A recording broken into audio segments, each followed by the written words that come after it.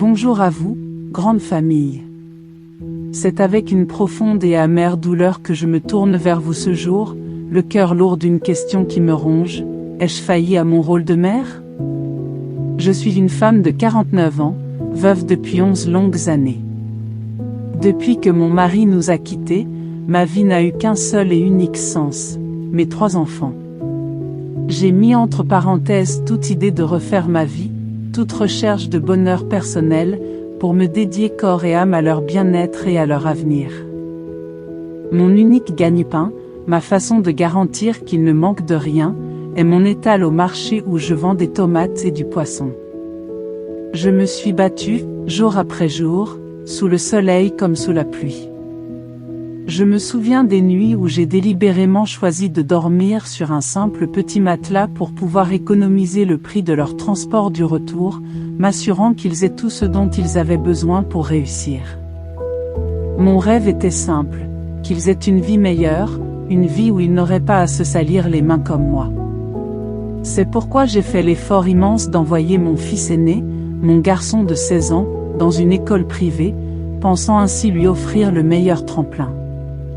Mais aujourd'hui, cet amour et ces sacrifices me reviennent comme un coup de poignard. Mon fils me fuit. Il a honte de moi. La semaine dernière, je l'ai croisé en ville. J'ai vu son regard, et au lieu de la joie d'un fils retrouvant sa mère, j'ai lu la panique et le déni. J'ai appelé son nom, mais il a détourné la tête, faisant comme si j'étais une étrangère. Le soir, confronté à ses larmes, j'ai cherché une explication. Sa réponse fut un couperet qui m'a glacé le sang. Il m'a fait comprendre qu'il ne pouvait pas dire à ses amis que sa mère était une simple vendeuse de poissons au marché. Il leur dit que je fais du « commerce à distance », une formule vide et hypocrite pour masquer la réalité de mon labeur. Cette phrase a brisé quelque chose en moi. Elle a aspiré toute l'énergie et la fierté qui me poussaient chaque matin. Je me suis écroulée, remettant en question toutes mes actions. Ai-je mal éduqué mon unique fils? Un parent, qui sacrifie tout pour le bien-être et l'éducation de ses enfants, mérite-t-il d'être renié et d'inspirer la honte? Heureusement, mes 2 filles sont mon refuge. Elles me soutiennent, viennent souvent me voir au marché avec fierté, et ramènent même leurs amis. Elles comprennent la valeur de l'effort, la dignité du travail. Elles sont la preuve que l'éducation du cœur et du courage a fonctionné, me laissant espérer que tout n'est pas perdu. La véritable question qui me hante est celle de la dignité. Le travail, quel qu'il soit, est une source de dignité, pas de honte.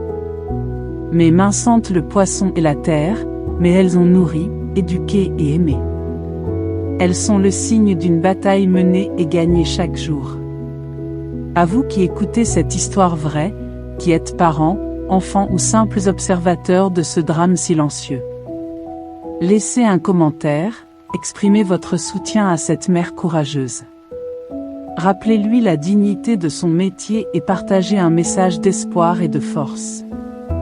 Partagez ce message, aidons à répandre cette histoire pour rappeler aux jeunes et aux moins jeunes l'importance du respect et de la gratitude envers ceux qui se sacrifient pour eux. Faisons de la dignité du travail une valeur célébrée, et non une source de honte. Quel est votre meilleur conseil pour cette mère pour renouer le dialogue avec son fils?